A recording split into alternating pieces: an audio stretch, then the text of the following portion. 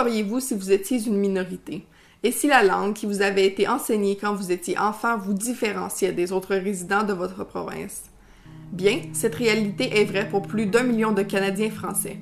Lorsque vous faites partie d'une minorité linguistique, vous devez vous réunir avec les membres de la communauté pour pouvoir survivre en tant que minorité. La survie de votre communauté dépend entre autres de l'éducation francophone. Celle-ci fait en sorte que la communauté continue de grandir. Malgré la simplicité de cet aspect, plusieurs éléments doivent être pris en compte, comme les obstacles qu'apporte la francophonie hors Québec, la dominance anglophone et les ressources financières fournies par le gouvernement. L'un des plus gros obstacles que peut engendrer un francophone en situation minoritaire au Canada est la forte présence de l'anglais.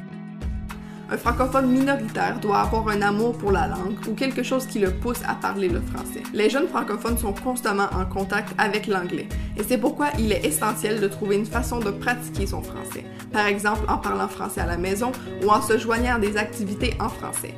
Bref, une activité qui assure la présence du français dans notre vie de tous les jours. Cet aspect de la francophonie en milieu minoritaire s'intègre même dans les relations entre élèves. Ces relations sont encore une fois dominées par l'anglais. Par exemple, à l'intérieur d'une école francophone, les élèves vont tout de même parler anglais à l'extérieur des cours. Ce phénomène devient étrange lorsqu'un groupe d'amis parle anglais, malgré le fait que la majorité des individus sont nés francophones et leur langue maternelle est le français. En milieu minoritaire, les francophones sont toujours ceux qui ont besoin de s'adapter. Aussitôt qu'une personne ne parle pas français, nous devons les accommoder. Malgré ces obstacles et ces inconvénients, si on considère le tout d'un regard plus large, on s'aperçoit que plusieurs ont la francophonie à cœur. Pour ce qui est des ressources financières fournies par le gouvernement provincial, elles sont réglementées par le nombre d'étudiants, ce qui empêche le favoritisme envers les anglophones. Cependant, c'est vraiment au niveau du gouvernement fédéral que l'on peut observer une grande ouverture pour la francophonie en milieu minoritaire. C'est pourquoi il y a énormément d'outils mis en place afin d'inciter les francophones hors Québec à parler français et à être fiers de cette culture.